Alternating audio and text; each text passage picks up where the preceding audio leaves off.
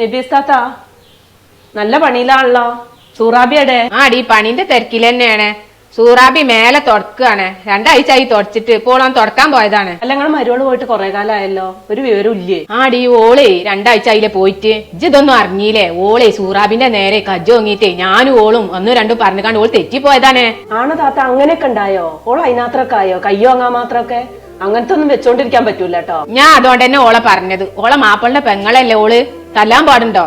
ഓളിഞ്ഞേ തീരുമാനം എടുത്തിട്ടുള്ളൂ വരിക എന്ന് പറഞ്ഞത്. എന്ത് തീരുമാനം? ഞങ്ങൾ ഇവിടുന്ന് ഇറങ്ങി പോവേ, ഞാനും എന്റെ മോളും. താത്ത അങ്ങനെ വിട്ടുകൊടുക്കൊന്നും വേണ്ട കേട്ടോ. ഓള് മരുവോളല്ലേ, കയറി വന്ന പെണ്ണല്ലേ, നമ്മളെ തലേ കയറി ഇറങ്ങുക.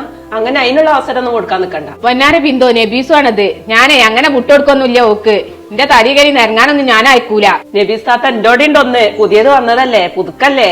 ഇപ്പൊ ഇതുവരെ തലയിൽ കയറി ഇറങ്ങാനൊന്നും വന്നിട്ടില്ല.